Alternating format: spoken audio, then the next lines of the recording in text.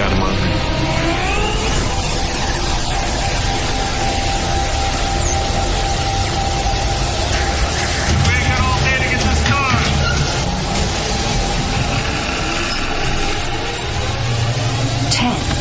Nine, 8, 7, 6, 5, 4, 3, The vault. 2, Open it. 1. Trance around the world with Above and Beyond. Trance around the world. Agile on the Precipice. Is it? Let's see it this Friday for the episode 106 of the Friday Live Agile. That's probably in the series of Agile Wars for Information War, editorial and comment. I'm your co-chef, known as Alexandre Frédéric Joly. Welcome everybody to this new episode that we're going to review a little bit the opinion and views of one of the co-signatory, Mr. Jim Highsmith. But before moving along to this, I would like to remember every one of you, if you want to help and support the channel and my doing of bringing the daring subject of agility into the world. So remember to smash the like button and share this video to anyone who would like to be interested and to be outside of the box, to be into the crossroad of business agility, conscious leadership, and more, to help me awake and agilize with me and with you and everything. And one thing is that I see week after week after week, especially on Rumble and YouTube, is about 75% of you are watching more than half the show, and you are not subscribed. So please subscribe and hit the bell, and also participate in the comment. I'm eager to learn from you, to have your point of view. I don't want to be right. I don't want to be wrong. I'm just expressing myself, and I will expect the same from you.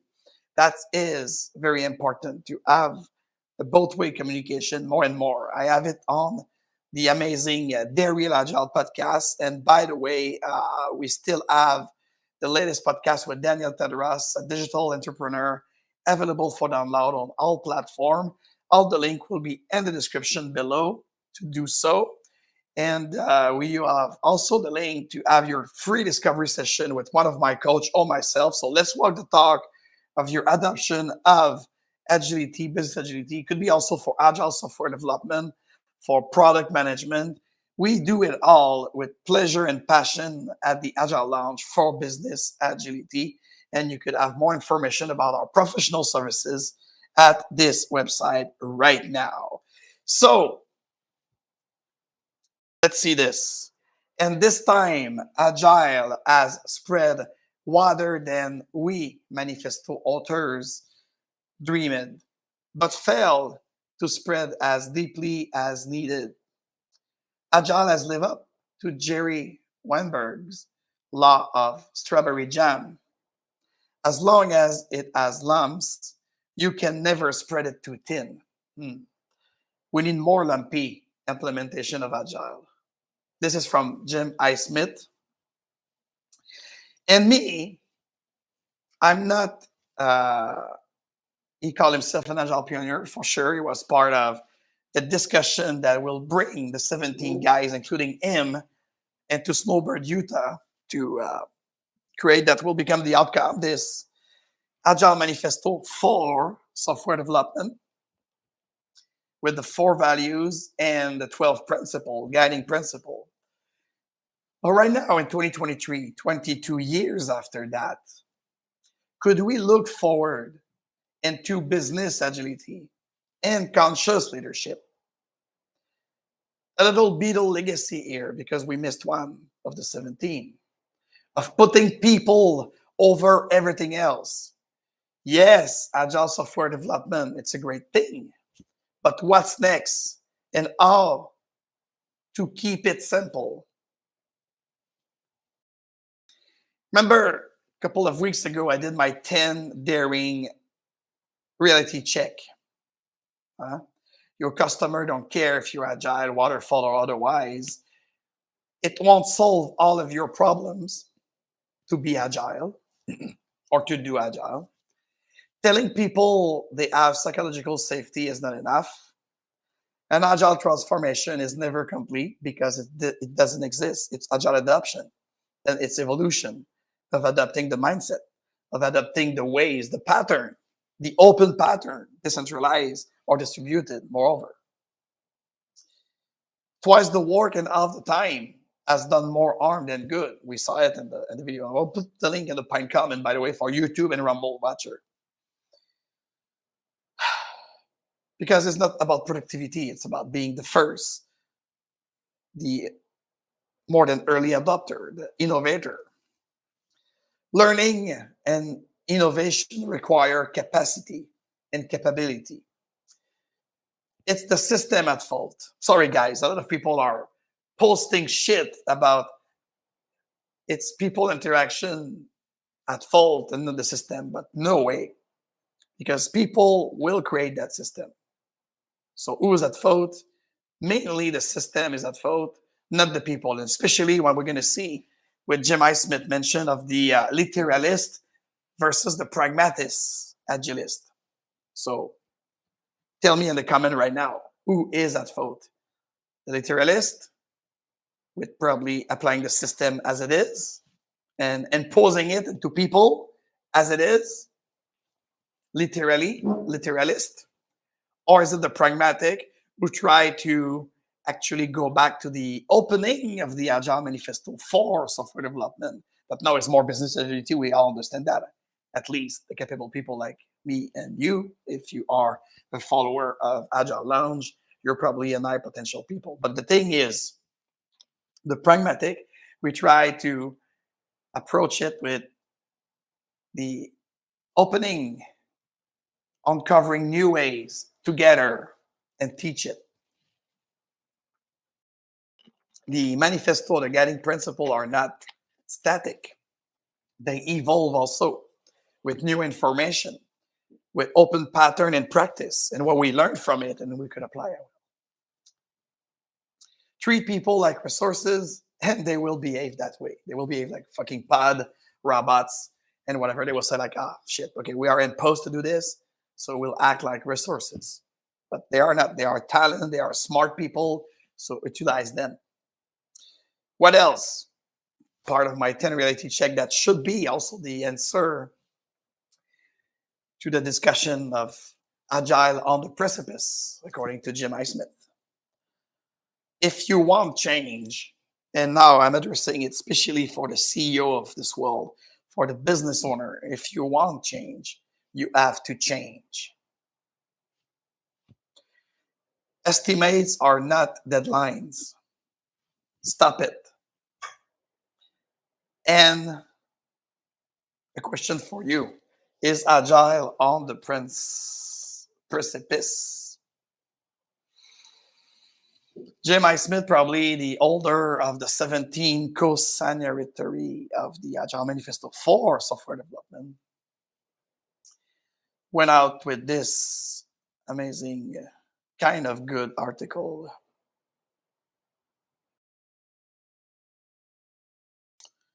Okay.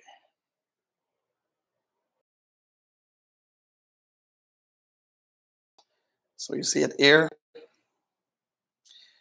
He wrote it in January, just after the holidays, and didn't get my attention for some reason. I don't know why. Not like this. Again, Milan Apps, you piss me off with your very bad user experience. I express myself now because literally, and let's do it bigger maybe. Okay, let's like this. So as you could see, he's questioning the fact that Agile appears to be standing on the precipice of irrelevance. But unfortunately, in this short article, he doesn't go into in depth of why. Is it the fault of the practitioner? Is it the fault of the Chasm and the fact that a lot of people interpret the Agile Manifesto the way they want? Like a Lucy question that I saw the other day on LinkedIn again. Those people who think they're smart by asking the wrong question, they will get the wrong answer. She was asking something like, what is Agile for you? It's nothing to do about what is Agile for me. Who could care less? And I don't want to sound literalist here. I'm more on the pragmatic side. If you want to paint me in the corner of the great split that's happening right now, and let's define this. Who are the literalists? These are the guys that read the 4 values and the 12 principles of the Agile software development, probably with a background in engineering, software developers, solution architect, enterprise architect, those sticky guys, those left brainy guys, those people who are very like Cartesian, like very straight to the point, and they are these evangelists. You see on LinkedIn, I'm an Agile evangelist. Like you could figure that these guys want to preach the good news of February 8, 13, 2001 and apply it by the word. So for them, it's all about software development. Maybe sometime they could switch to product development, but no. They are technical guy and girls and women. They are in the left brain. They are practically, they think. But the pragmatists are more creative. They are more on the right brain. They are more playing with the wording. But the problem here, as Mr. Highsmith mentioned in his article, is even the pragmatic are at fault. Because and I think I could find it here. Anyway, it's not that important. We'll put the link in the description and the pine comment. You could discover it by yourself. But the problem is, if you are too much also on the pragmatic side, and if you continuously tailor what is Agile adoption or leadership, you dilute it. And we see it happen often. So the literalists will apply it only in the technological aspect, the technology, the software development, the let's do it and let's crunch it and let's impose this thing. It's a walking software. Don't talk to me about product. Don't talk to me about services or solution. We are building a software here. And the Agile Manifesto says that, and even with Scrum and Kanban, they will utilize the wording of what they think is the source that's even worse. And I would like to invite you to what is Agile with the 7 things, including the strawberry law, the strawberry jam law of Weinberg, that is there to help you understand that Agile as an adjective, it's also a flexibility, isn't it? So that's, for me, it's a very important aspect. I don't believe in polarization anymore. Of course, when I do my Friday Live Agile show and the Day Real Agile show, we kind of ask question, is Agile communist or capitalist? Is Agile feminist? Is it this or that? Is it a great split with 2 things?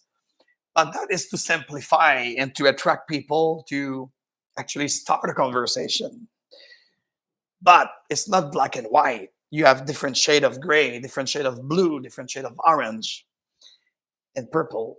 And we are coming up to that sometimes, maybe in early age of your adoption.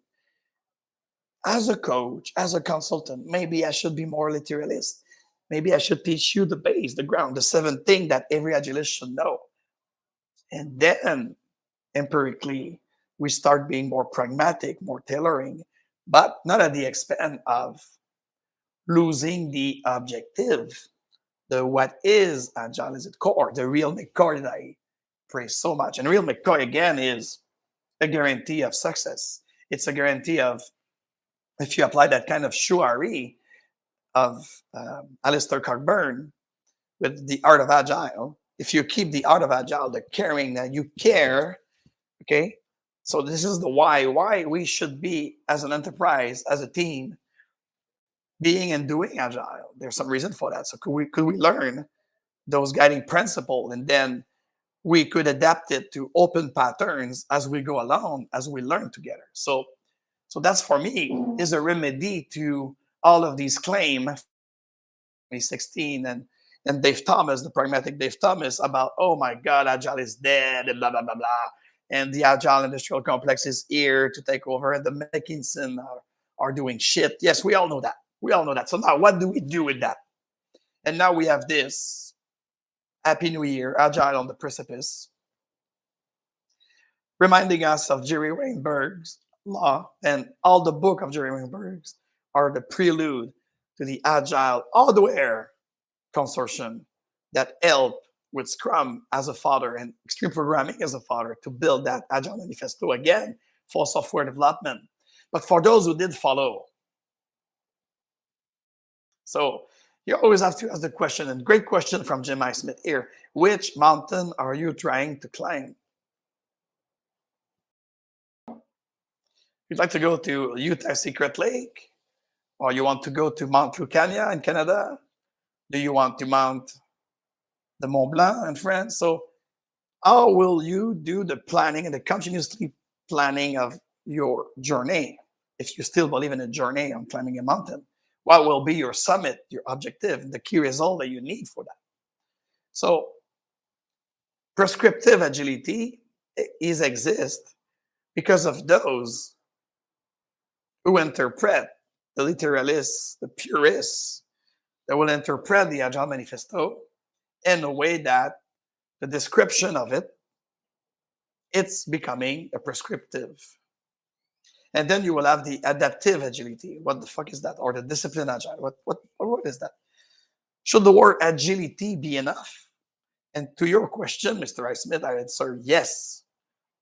And yes, it's my answer. This is how I do as a practitioner, as an early adopter of it, because I remind my audience that I'm doing SCRUM and then Lean and then agility and business agility for over the last 23 years in my case, with all of these evolution and iteration.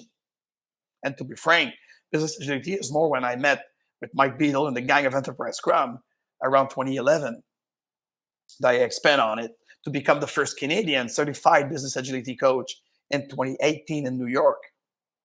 So this unfortunate prescriptivity of the Agile software project, and even in product management, we see it, will create that one-size-fits-all trap.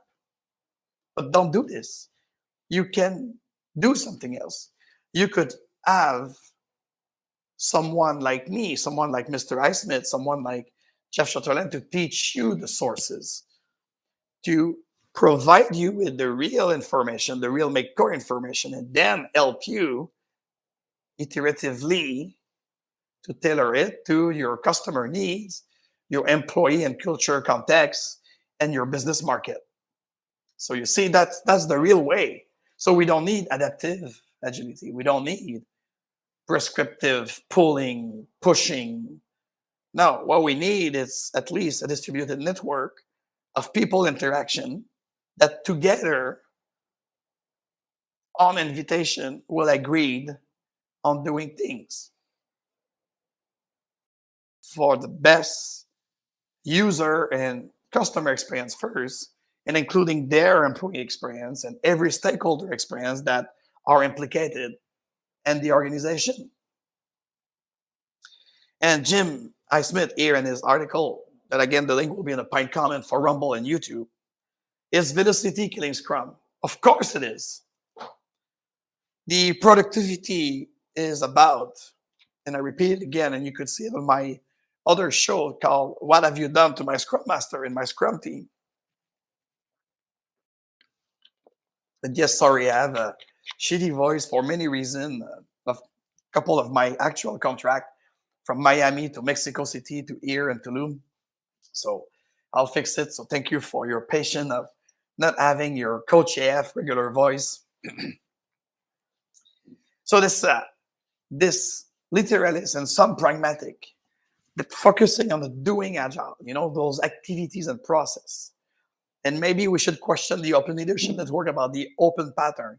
If they are open pattern, is the doing agile with the being agile, which is the value and principle that will inform the patterns. So I like it when Daniel Mizik do that bridge. But most of the consultant, again, those 3 days in the hotel, certified CSM or PSM is even worse than self-learning, my ass. And now they come to, oh no, we could just apply those activities and processes that I've learned in 3 days and I read. Yeah, champion. So you create this one size fits all again. And you create that pressure of productivity, but productivity measure are hazardous. It's from the industrial age, maybe the second industrial revolution, and we are at the down of the fourth industrial revolution.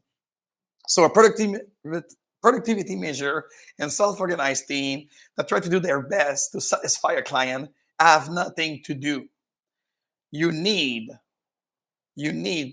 as a measurement for efficiency of an agile delivery, where you need is your customer feedback.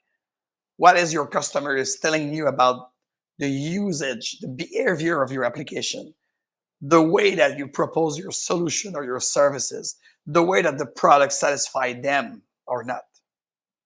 That's the measure of success of your team effort of achieving what the product owner and the business owner have in mind. So that's the real, it's customer value. It bring customer value, that it bring from that customer value a return on your investment and more profit. Yes, sorry, but this is it. And then after you could start questioning which methodology is best. Again, what did we say in the 10 reality check? Your customers don't care if you are agile, waterfall, or whatever. What they care is, could you deliver me something that I envision and it will help me make more profit, more money, or solving a problem? This is how engineering should work. If you like things, make that thing work.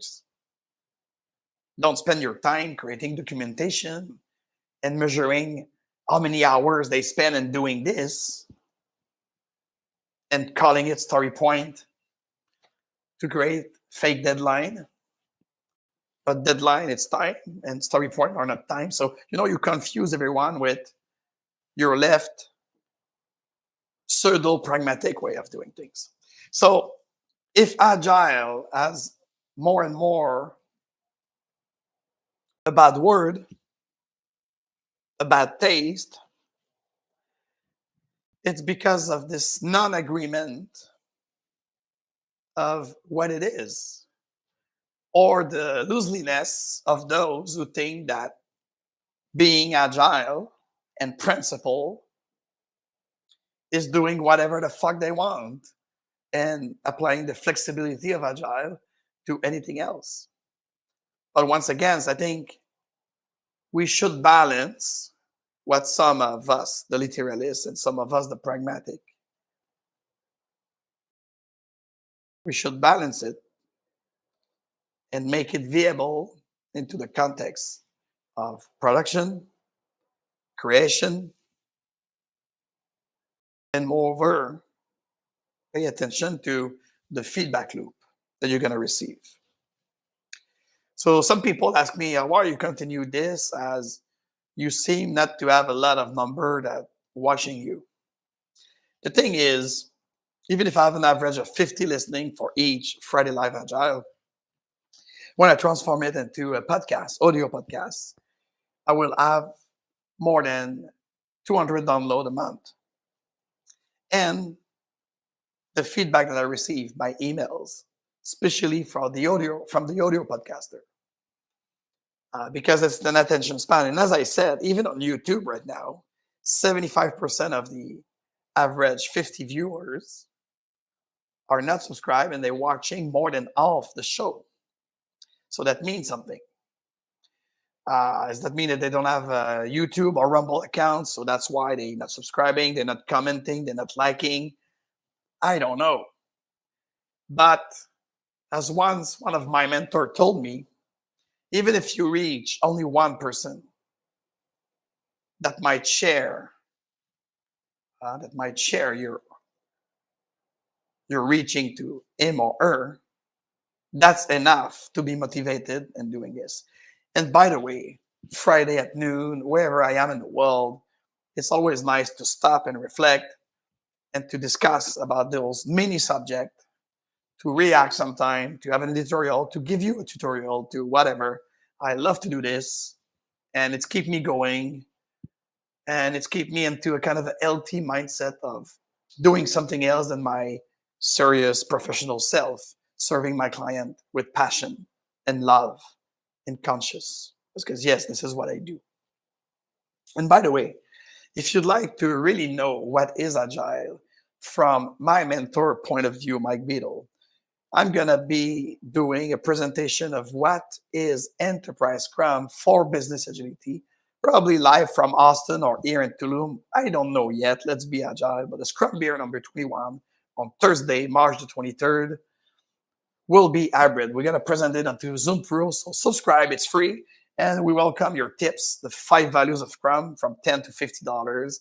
So again, the link will be in the description of this video, and also the pine comment of Rumble and YouTube for you to join us and to that special Scrum Beer number 21, March 23rd again, 5 p.m. Eastern. I'll have to double check it, because if I'm on Austin, it will be Central Time, and we're going to be daylight saving time this weekend, I think. So be aware, check it. It should be 5 o'clock Eastern, okay? So I hope to see you there. And what could I say?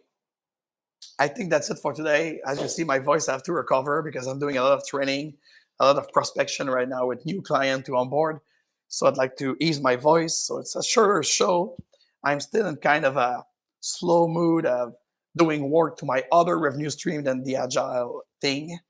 And so we should be returning back to a more normal 45-minute show with opening the call on Zoom, as I want to do with you in a real life, because this is a pre-record live, to mitigate the risk of bandwidth failure, because it's the high season here, and even if the co-working offer a 60 megabits upstream and 30 megabits downstreams, we seems to have some certain difficulty of doing some live things. So I just want to be careful and to push it as a pre-record live, and especially tomorrow, Friday, or this Friday, the 10th of March, I will be moving between cities anyways at that time. So I won't be there to greet you. So, but I'd like to keep going the Scrum way, providing you this. So, interesting article. I won't say I've learned anything. He linked to Alistair Cockburn, The Art of Agile, which is great. About the serious Scrum in Agile 2, I don't know that, so I will explore it with you. And you have a new book forthcoming, Wild West to Agile, so I can wait to see this. Sorry about that. So I thought it was interesting, and this is why I wanted to kind of review it, but to link it to my 10 daring reality check, because for me, the 10 reality check, if you think about them, if you see how do you do the pattern into your Agile adoption, I believe it should help you avoid to say that, oh no, Agile is done and we should put it at the precipice, we should end it, we should da da da. So this is, for me, it's kind of a diva crisis, or a kind of a generation that's going away. But of course, when I work with the newest generation, or even the true innovator, or the early adopter of new systems, they don't care to name it, because the labeling of things have nothing to do. It's one of my first reality check about the state of Agile. So I think we should stop calling Agile, Scrum, Kanban, but just do the right thing, but from the source of those things that was built for a reason. It's like if you follow some cooking lesson, you could start saying like, oh, I'm going to pitch some salt or some pepper instead of having 1 deciliter of this. It's okay. It's a question of taste too, but don't dilute it too much. Because if you want a red wine and I bring you a pink wine or whatever, you will be disappointed. If you ask me for a Coca-Cola and I bring you a Dr. Pepper, it's again, so I can understand at some point that if you want to learn Scrum from us at the Agile Lounge for Business Agility, but we're going to teach you Scrum from the base ground according to where you are and to your understanding of it. And then we'll accompany you to tailor it and to configure it the way you want, because that's one of the key things of the enterprise Scrum, is the possibility of configuring it, but with respecting the value of principle that will inform, that will help you make decision to create your own pattern, your own ways of doing this. You see? So that's the thing. So you cannot dilute.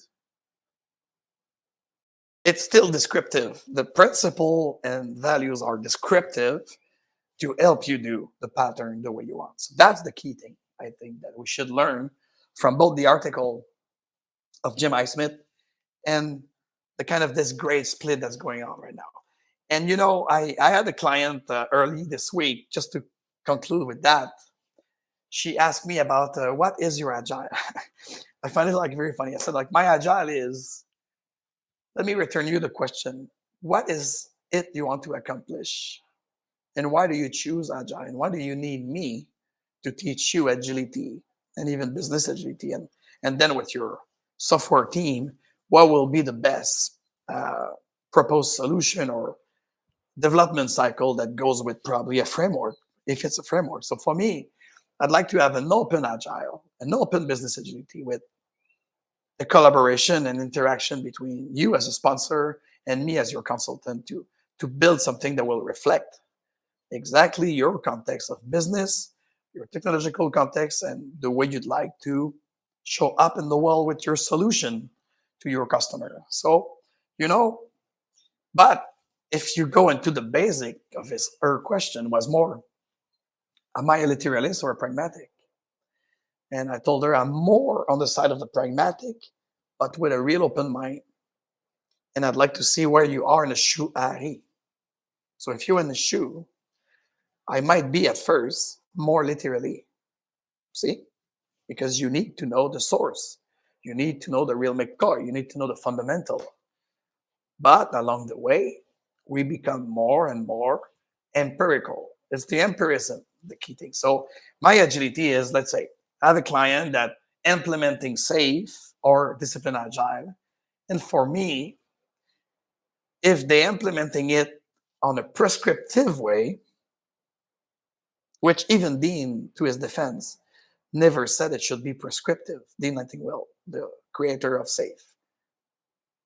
So I don't mind to work at an organization, a bank that adopt SAFe, the Scale Agile framework, even if I don't believe it's the best system to adapt agility because there's a lot of flawlessness there. But again, you see, is it the system at fault or the people that impose the system and the interaction between those people? So for me, my best agility, including a system like SAFe, is could I work with people that want to make a difference in the life of their employee and in the satisfaction of their customer.